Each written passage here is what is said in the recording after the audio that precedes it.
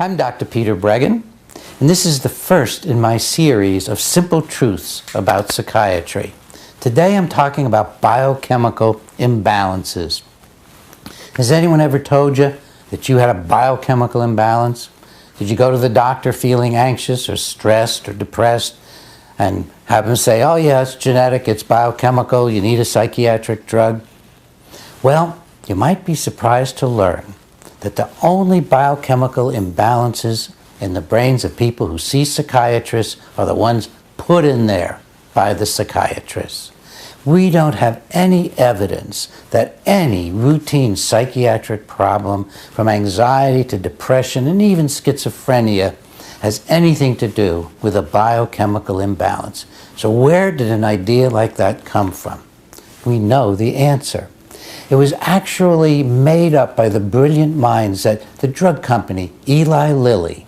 Even before Prozac was approved for depression by the FDA, Lilly was sending its minions, its paid physicians and consultants, out into the world to say that depression was caused by a biochemical imbalance, and in particular a kind of sluggish serotonin neurotransmitter, just not enough serotonin working.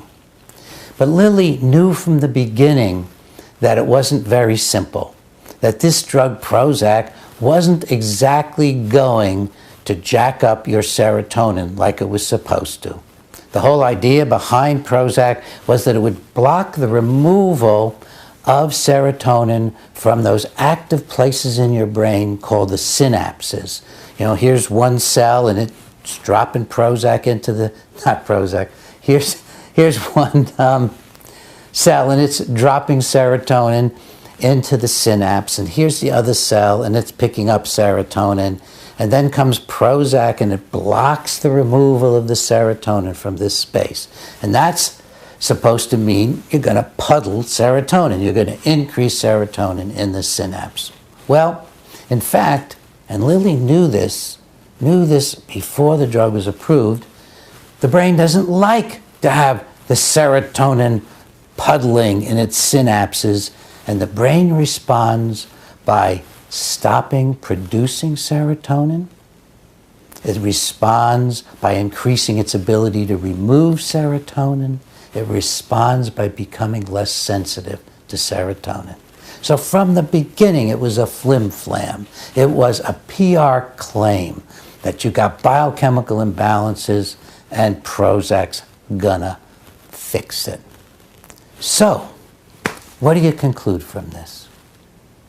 People who have emotional problems, you, me, we all have emotional problems. We don't have anything wrong in our brains. And if we do, if someday some of these problems turn out to be caused by something going on in our brains rather than in our lives, in our emotions, in our hearts, in our feelings, if it turns out to be so, then psychiatric drugs aren't fixing them, because psychiatric drugs are causing biochemical imbalances in your brain. They get into the normal brain and they change it. Whether it's nicotine that you're smoking, whether it's alcohol you're drinking, the drug is changing your brain. And that's why when you stop, you get a withdrawal reaction, because the drug has changed your brain. No doubt about it. I'll tell you a simple story. I used to drink too much coffee. I had my office in my home years and years ago, and the coffee pot was there, and had my office built onto the outside of the house, and I would just drink coffee all day long. One day, I got depressed. I got fatigued. I got achy. I thought, what is going on here? I feel like I need to drink some more coffee, so I drank more coffee, didn't do any good. I drank some more coffee, didn't do any good. For 2 days, I had a gradually improving sense of fatigue and just feeling lifeless and not really happy about what I was doing. And then on the second day, my wife Ginger said, I could hear her voice from the kitchen, oh my God, honey, I put the decaffeinated coffee into the coffee can. You've been in coffee withdrawal for 2 days. Now, if coffee could do that to you and be that confusing to me, a psychiatrist who knows about drugs, So confusing I didn't know what my feelings were, that I thought I was depressed when I was going through withdrawal from a mild stimulant. Imagine withdrawing from other psychiatric drugs, and that'll be a separate story for you. But right now I want you to know that the biochemical imbalances in your brain right now, if you're taking psychiatric drugs, are caused by the psychiatric drugs. Consider how a drug is selected to be studied as a psychiatric drug. Well, it can't be studied by showing it corrects biochemical imbalances, because we don't know about any biochemical imbalances. The way a drug is studied to find one to test for psychiatry is you find a drug that causes a biochemical imbalance in the brain of a rat. It causes a biochemical imbalance in the normal brain of the animal.